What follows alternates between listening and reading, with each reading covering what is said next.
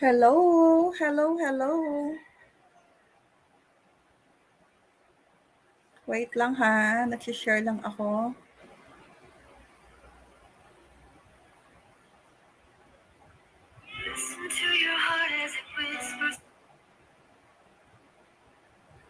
Mag-share muna tayo.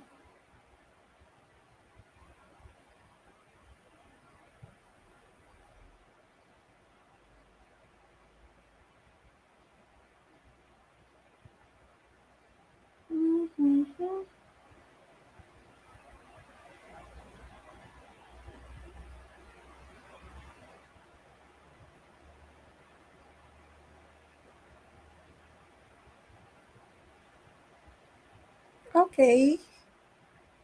Wait lang, share muna tayo.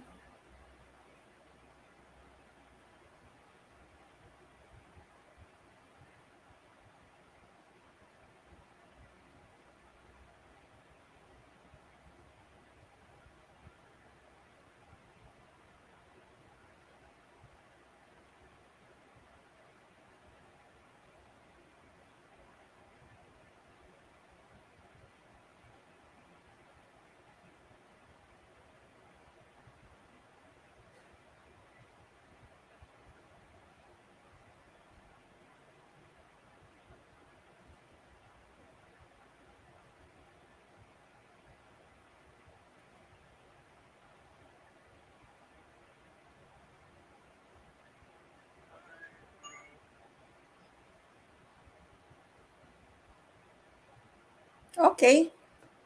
Done.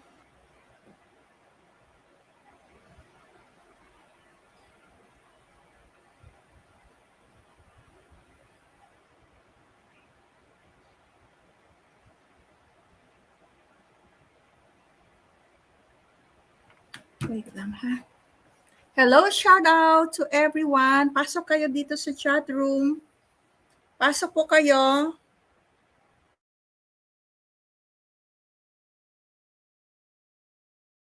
Tuloy.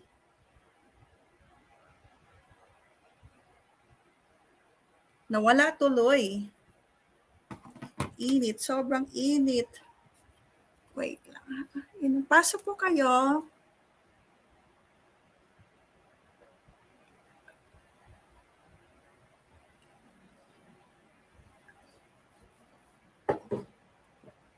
Pasok!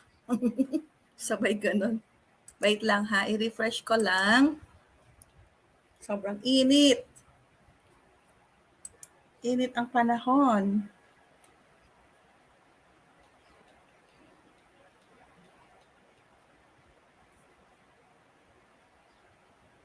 So, pag-usapan po natin, welcome to my live stream. This is Mercy of MTO Travels. Yan guys, pasok kayo. Pag-usapan po natin tungkol sa immigration. Bakit ba dumadami ng nag-upload? Ibig sabihin, maraming mga turista, mga inosenteng tao na na biktima. Tawag dyan, biktima ba? Na biktima, misconception, I think misconception yan, di ba? Na akala magtatrabaho sa ibang bansa. Yung pala, turista yan sila, mga turista, na akala ng mga immigration officer ay magwo-work sa abroad or what? Wait lang dear ha. Pero sabagay meron din kasi nangyayaring ganyan. May nangyayari din na na kunyari turista pero magtatrabaho. So hindi rin natin masisisi ang mga immigration officer kung mahigpit sila sa atin.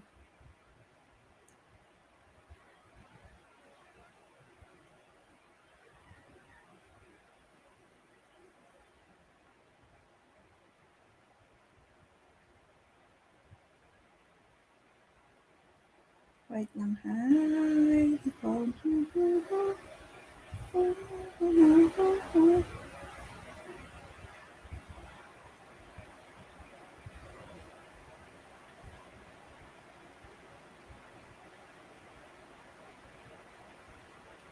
Pasok po kayo.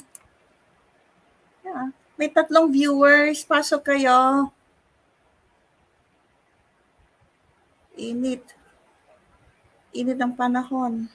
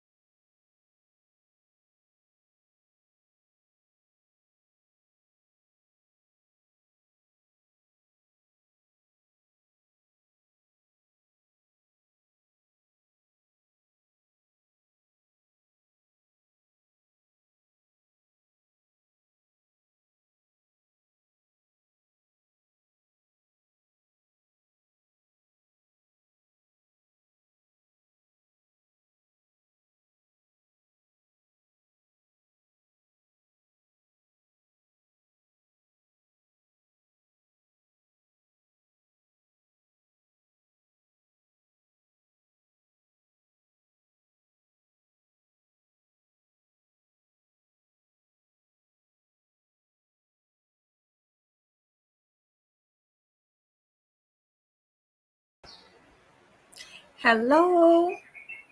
Hello everyone. Mega love shout out. I'm sure mapapanood ninyo tong video. Anyway, pag-usapan po natin tungkol sa dahilan bakit nag-offload ang mga kababayan natin dyan sa immigration. And for, I think, almost a month na nababalitaan natin na ang daming turista. At syempre, hindi lang sa turista, pati yung mga legit na OFW na magta-travel ay napapahold sila sa immigration. Anong dahilan at anong dapat gagawin? At yan ba sila, pwede pa ba ulit mag-travel in case nag-offload ka? Ito po yung mga dahilan na pwede natin i-consider, like pag check nila ang documents natin ay hindi kompleto, yung mga legalities, documentations na in terms of na yung kailangan about ticket, hotel, pocket money, and kailangan i-proof natin yon, lalo na yung hotel and ticket. Kailangan i-show natin na may back and forth tayo.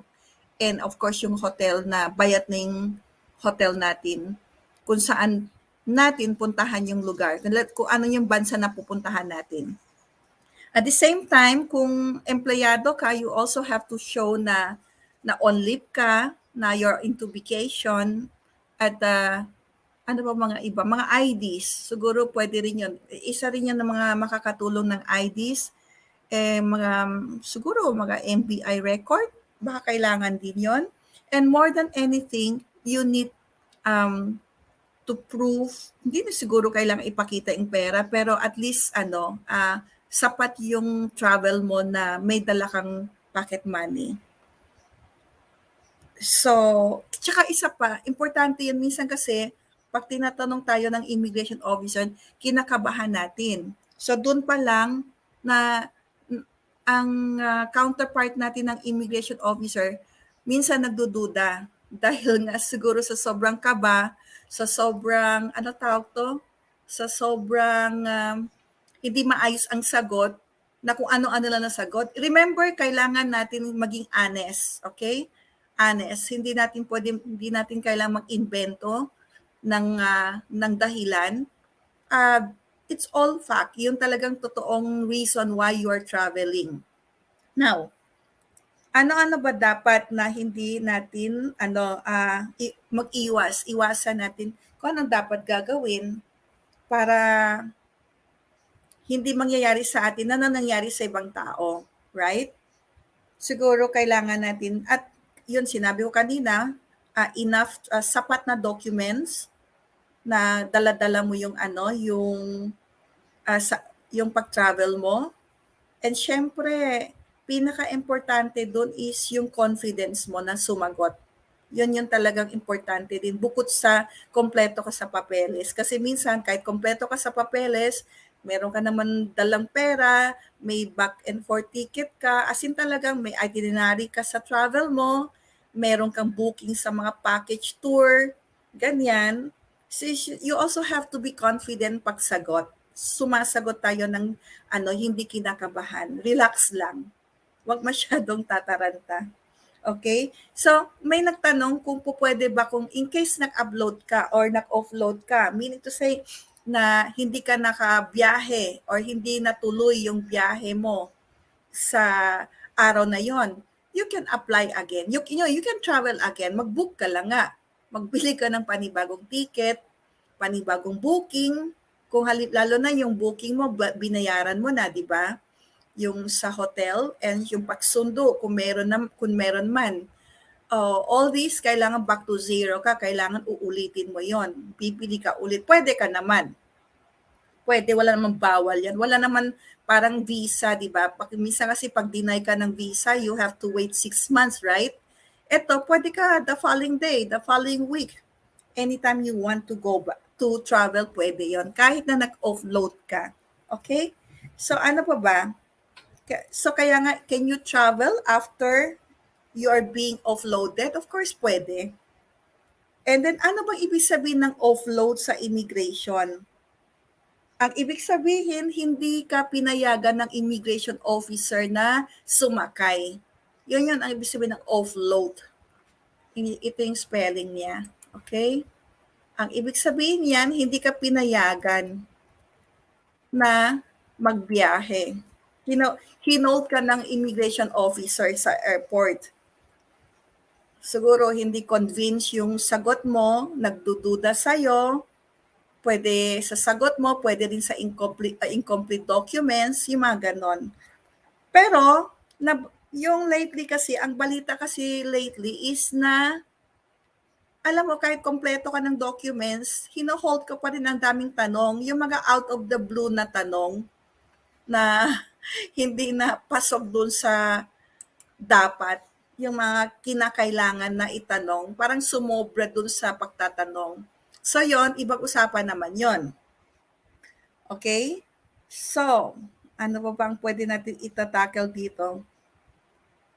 How to not get offloaded for your first flight. Actually, hindi lang sa first flight kasi yung iba, nagbiyahe na sila ng ilang beses, tapos itong this time, hinold sila sa immigration. So, not exactly na frequent traveler ka is okay ka na. Minsan kasi pag natsyempo sa'yo, natipuhan ka ng immigration officer, then you might encounter na talagang mga question na ito yung offload na to, di ba? Bakit nga ba paano ba natin i-deal ang mga immigration officer? Tips to remember when dealing with immigration officer. Kanina nga, sabi ko nga, kailangan confident, right? Relax ka lang.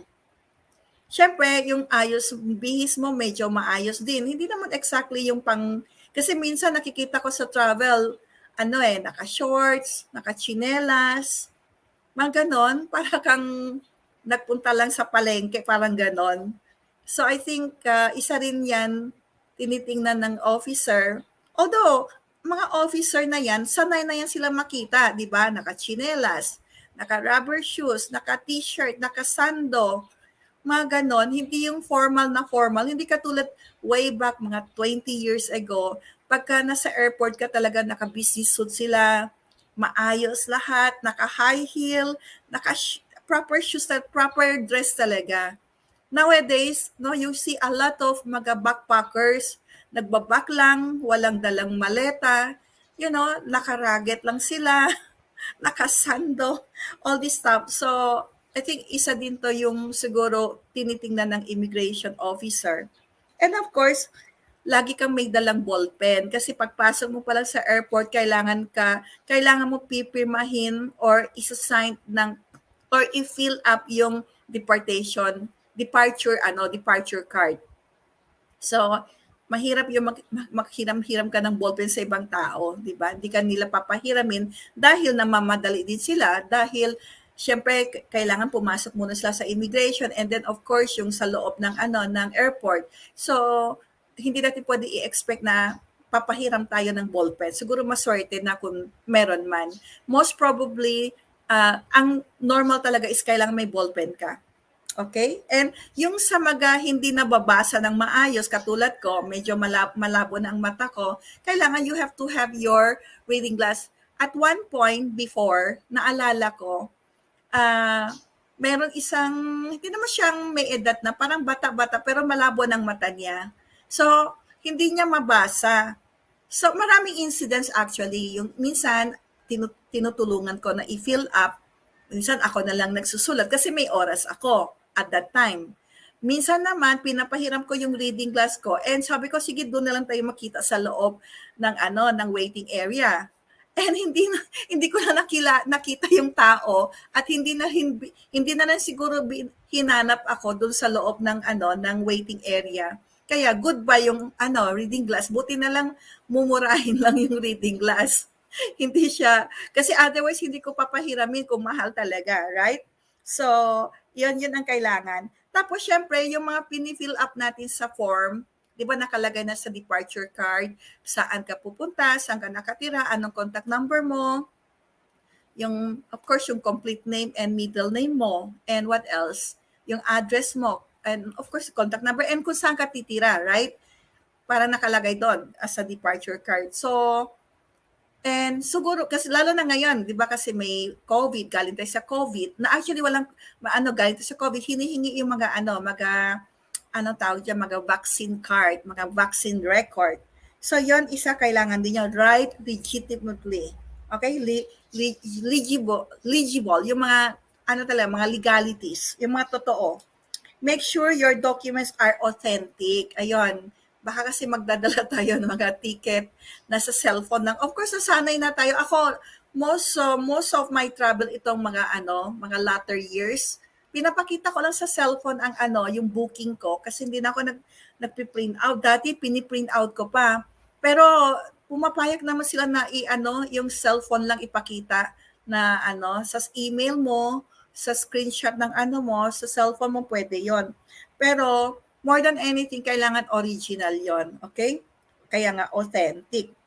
And, di ba normally, pagka ang passport natin, meron tayong parang cover. So, pag ipinapasa natin yung sa immigration officer, minsan, dahil sa pagod din nila, wala na silang oras, minsan mainit na ang ulo nila, alisin mo na yung sa cover para convenient dun sa immigration officer. Di ba? European boy, so, yon. So, kailangan take out your passport from the cover so that immigration officer won't get irritated, by taking out that cover from your passport. Okay? And, of course, be polite. You have to say good morning if it's good morning.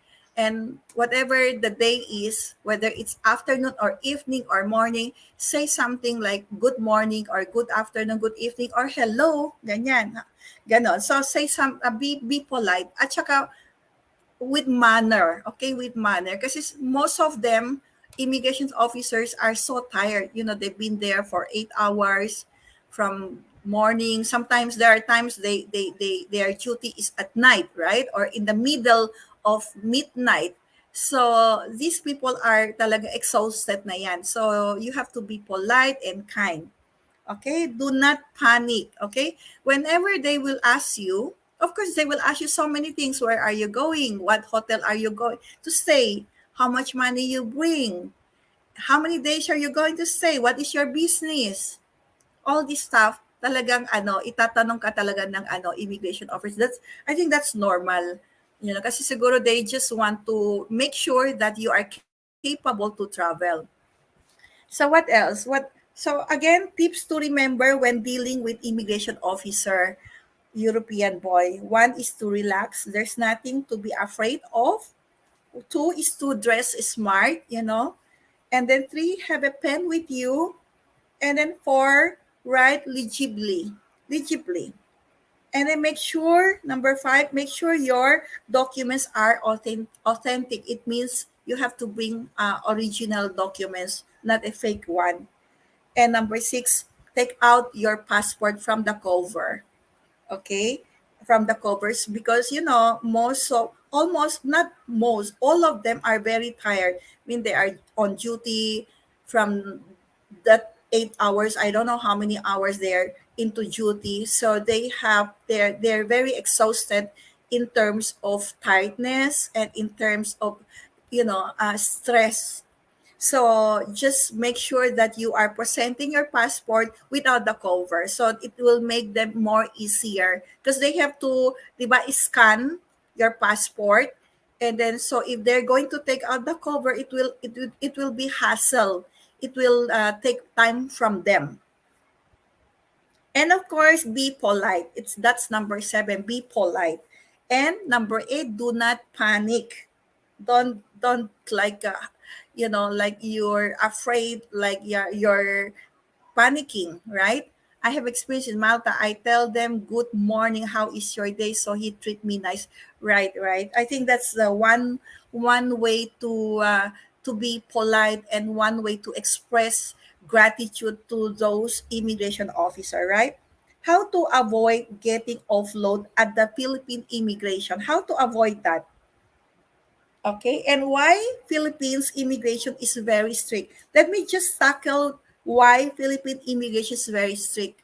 Okay, so why? Why is it strict enforcement? Immigration Bureau of Immigration, there is strict enforcement of immigration departure formalities intended for prevention of trafficking in person. Human trafficking. I'll explain it later. Okay, what is prevent trafficking, to prevent from trafficking, and to it's more on human trafficking. Later I will explain about that. And then of course, illegal recruitment and other related offenses. That is the reason why they are very strict, the Bureau of Immigration. So before, before there are these news that they send that person goes to another country, like pretending to be a tourist, but they're not a tourist when they arrive there. They work there as, like, say that illegal stay and illegal work, say that they are into prostitution, or they are into a scam, or they are into what, like, yeah, unofficial declare of agency. So this, if the government will just easily let us all, like, be free to go without proper checking. So when problem comes, we run to the government, right? So to prevent this kind of situation, they have to impose strictness. Not so much, like the news that we get this time, that most of there are some tourists, they are legit tourists, they were on offload. and we're being questioned so many unreasonable question, out of the frame questions. So that's another story. We're talking about legality, okay? We're talking about how to prevent, why is it they are very strict, what to do, how we can how what are the consequence if we if in case we are not following the legalities of traveling, especially those who are illegal, especially those people who is traveling that is not for tourists, not for tour, especially to those people who are involved in this case.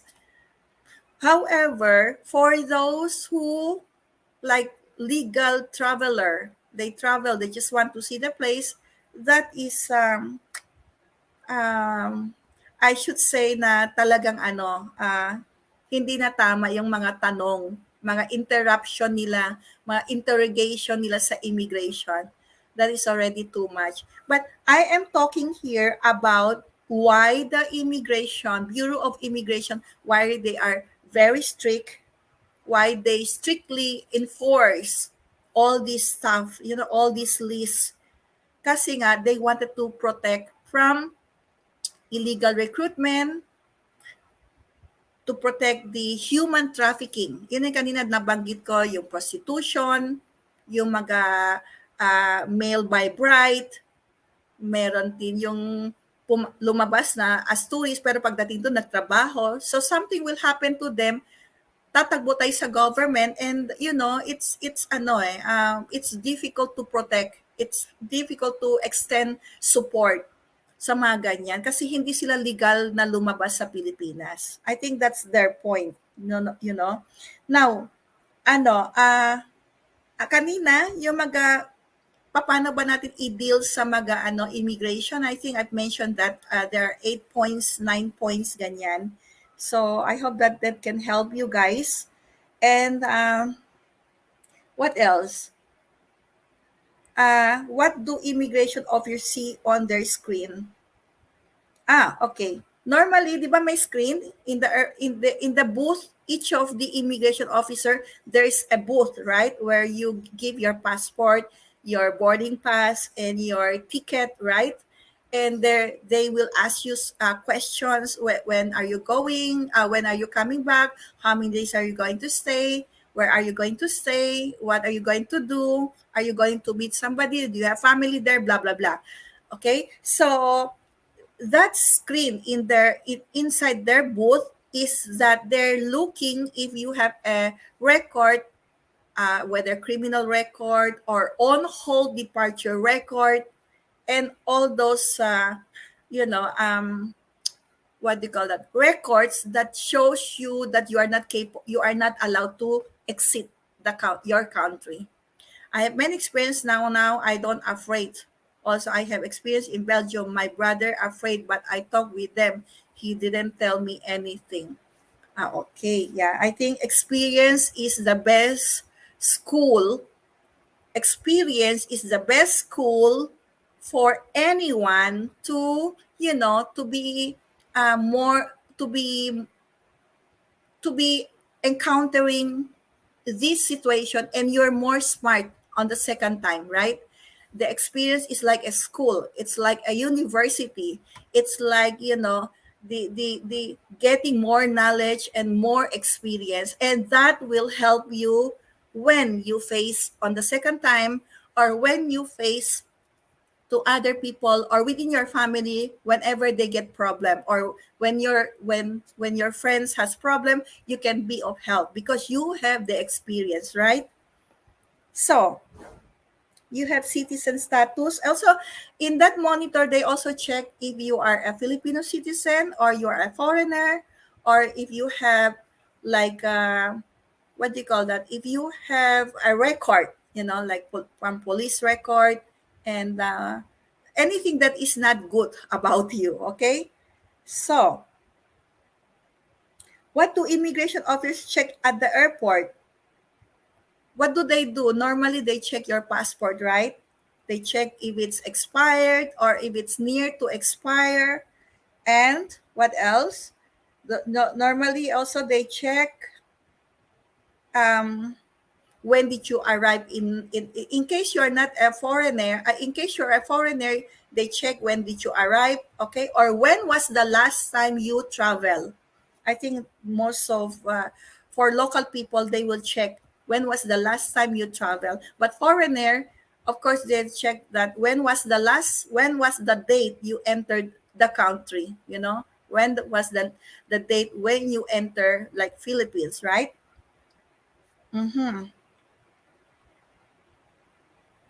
Oh, of course, that you they if their country, some country needs visa, right? So that's also one way of checking your passport if you have your visa with you. Yun po, yon. What is the cost of upload? Do you know what is the cost of upload? The cost of uploading may vary from insufficient documents, that is risk, that the officer might assess you that you're traveling or you're going out from your country is a bit danger because you didn't comply. There are some documents that they're looking and you don't have it, so that's the reason why they hold on you, you know they hold on you not to go out. Stay. And then, and of course, sometimes they even ask you how much money you have, right? So if you declare, of course, out of your panic, out of your tension, you kind of say, that you have this amount of money. And there is some officer that they really want to check actual, they really wanted to see the amount of money you bring. Okay, so of course not every officer do that, but there are times, you encounter an officer, not even in Philippines, even Hong Kong, in another country. I've been experienced this before, like 20 years ago.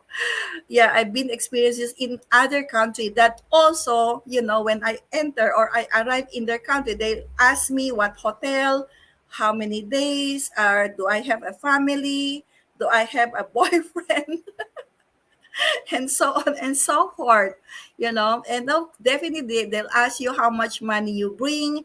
And at the time there's travel check, right? Travel check. And then not just the credit card, but also you have to show if you have a travel check, all this you have to show it. But that was 20 years ago. I don't know this time. This time normally they ask how many days you stay, and are you when are you coming back.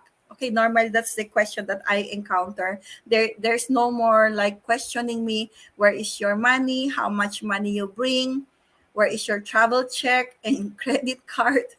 They don't ask that anymore.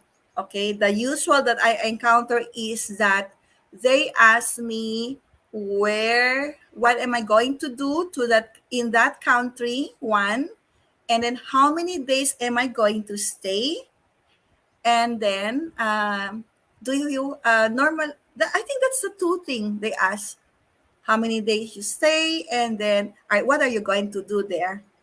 Yeah. And sometimes they ask before your business. I think they know my face in the immigration area, I think they're like I'm a familiar face to them. So they don't ask me, they didn't ask me questions like before, like long ago. Okay. So what else? Practical tips to avoid offloading at NAIA. What is the example of offload? Example of offload is that you you were not allowed to travel. That's it. You're not allowed to travel. Yeah, right. Also hotel name, and aside from that, how much money you have, right? Hotel name, right. And the ticket. So the normally is offloading is meaning out of so many questions, they ask you, you were not able to answer them rightful, right? And then perhaps there are some documents that you didn't bring or you don't have it. So, but okay, again and again, when traveling, it doesn't need, di ba? You're traveling, you don't need to bring all those documents because you're traveling. I think this applies to people who are working for in abroad, like the OFW. They should bring all these required documents because they're traveling. But for tourists, it's hassle. You know, you bring your what I'm bringing is my what do you call that? A cred no name card. I bring name card. So that's all. Aside from passport ticket, I just bring my name card. That's it. I don't need to show many things because literally we're in travel. We don't need to be bringing so many documents with us, diba? Especially especially those who have been traveled already. They should not be asking that too much, like because they already have record in the past. So that's obviously they're a traveler or they like to travel. So, but there nowadays, the sad thing here in our country is that they, even though you have been traveling before, you have a record in your passport that you traveled before, they insist of questioning you and requiring you to submit documents that is out of frame. That is the problem here. And that is another reason, another topic, another matter that we will be, how do I say, it's like this situation is obviously um, corruption, maybe, maybe. Okay, but for traveler like Umar, like me, like anybody, hindi na kailangan, no need to bring documents. You just have your passport ticket and then your reservation, hotel, and then kung meron ka mga schedule sa ibang bansa, normally kasi hindi na kailangan pati schedule nga, hindi na kailangan eh. You don't need to make a schedule because once you're there are people who doesn't make plan, di ba? They just go there and stay for a couple of days and then move to another city, on the spot. They decide. Some people doesn't make plan. Just they want to travel to see the place, but when they reach there, they make a plan, But for some people, for some traveler, before they travel, they have the itinerary, meaning they know where to go, meaning they know places. They have already prepared places to go, places to visit. But there are also people like me that I don't make plan. When I arrive there, then I make plan. I want to see this, but more. Of course, there are this kind of mindset that I'm thinking na okay, before I go to that place, I'd like to see this place.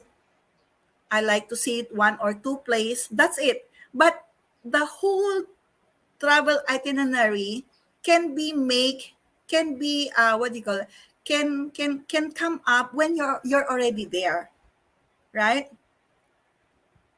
Yes, like when we went to Bulgaria, we just went there, but we didn't have plan where to go, right?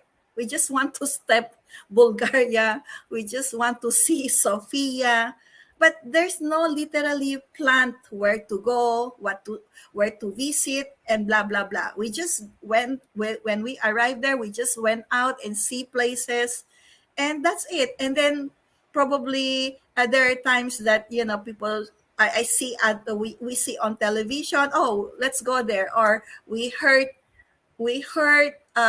like there's a good place here, blah blah blah, and that's the time you go. So no actual plan talaga. There's no actual plan. It's like a on the spot plan.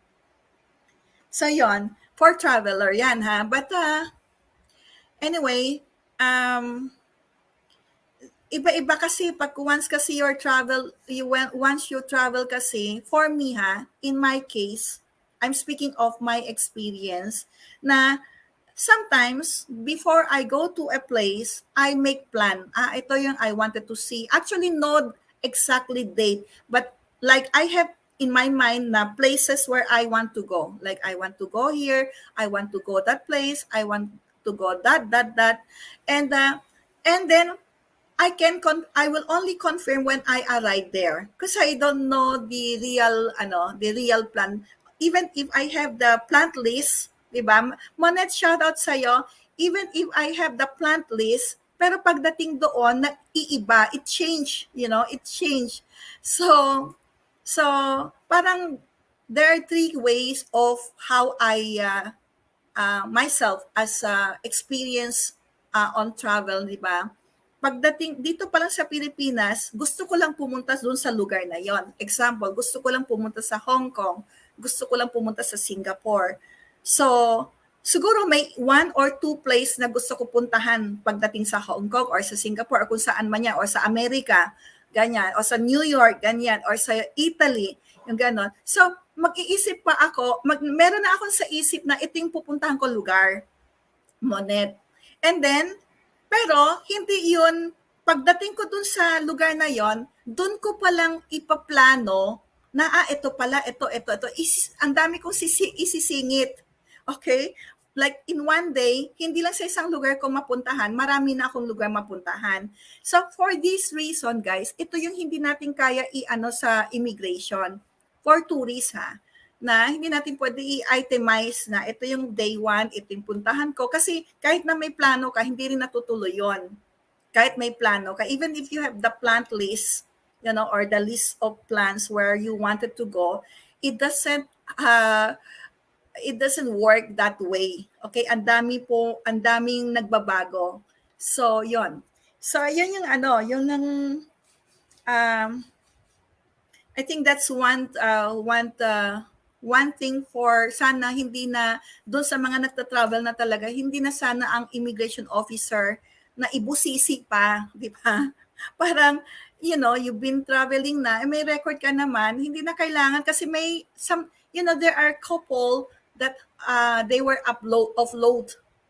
And the reason is the girl does not have the document. Like they were married. Before, when they were single, they went traveling, okay? As boyfriend and girlfriend. Pero nung nag-asawa sila, nagpakasal na sila, they're now as husband and wife. These are the, what do you call that? When they travel when they were single, together. And then when they get married, they went to they travel again. And this the immigration is looking for their marriage contract or picture of their wedding ceremony. So but you cannot bring you don't have that in your mind to bring picture, or certificate of marriage contract, right, Monet? Hindi mo naman pwede yun, kumbaga wala sa isip mo, yan ang hihingin sa'yo, di ba, ng immigration officer. So, beside na yung tao na yun, mag-asawa, nakapagbiyahe na sila nung mga binata at dalaga pa sila. And this time, dahil mag-asawa na nga sila, syempre gusto nila mag-travel ulit na as husband and wife, nag-offload yung babae. Hindi siya pinayagan magbiyahe dahil wala siyang maipakita ng wedding ceremony na photo. Hay nako. So anyway, do your airport many questions? Yeah. But we were able to overpass the question because I was like the scenario there is that I am a tourist, right? That is the reason why they gave chance, because I said I'm a tourist and this is my first time and I don't know. So I think that's the point that they consider, that's why they allow us to enter Bulgaria or the airport in Bulgaria. Okay. And then Monet, thank you, dear, that time Bulgaria not in European Union, right? Yeah, but they're still nice people, the immigration officer were consider they consider, they have this, what do you call that, they're nice because they gave us the chance to enter Bulgaria, even though, because at the time that we told that I'm a tourist and no idea at all, and we just wanted to go there to see the place. And the immigration officer has a big head, like he he or she, I forget what gender was that, were able to give us the chance to visit, to enter, allowed us to enter Bulgaria. Tama ba ako? So yan. Anyway, thank you guys, ha. So naisip ko lang, I thought of sharing with you, why what is the reason why some people, and it's increasing immensely, it's increasing immensely, that offloading people in the airport. Why is it? What is the problem behind that? Why they were not allowed to, leave the country to travel? Most of them are traveler, or most of them just want to, most of them are tourists. I mean, they just want to go abroad to see places, to have a, a vacation, to experience the place that they want to see, to go to that place, and explore that country or that city. But here in our immigration, they put on hold. They were not allowed to leave the country.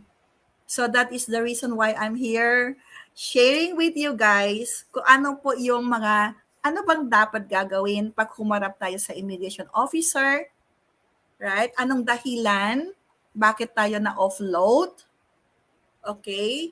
And then ano nga ba yung ano tawag 'to, kung ito ba, in case na-offload, pwede ka pa ba ulit mag-travel? Of course, pwede. Hindi naman niya katulad visa. Kasi pag na-deny ka ng visa, you should be waiting another 6 months. Ganon. Ito, pwede ka the following day or even that day.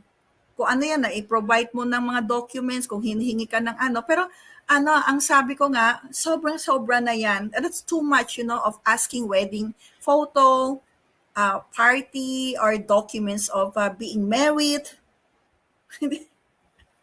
That's already too much. That's out of the blue, okay? Out of frame. So, yan guys, okay? Ano pa ba yung pwede kong i-share sa inyo? Ang i-share, wait lang ha. So, bakit ba stricto ang immigration officer? Okay? Pero ang nangyari kasi sa atin dito sa Pilipinas is na too much na, out talaga, wala na talaga sa lugar. Imagine mo, itatanong pati yung ceremony ng kasal, mga retrato. Syempre, pagka nagbabiyahe ka, you don't bring that with you, di ba? And then, marriage contract, you don't bring that. And then, yung iba naman, na complete naman siyang documents, and hindi lang nila alam anong dahilan talaga. Bakit ba na-offload? Ganyan.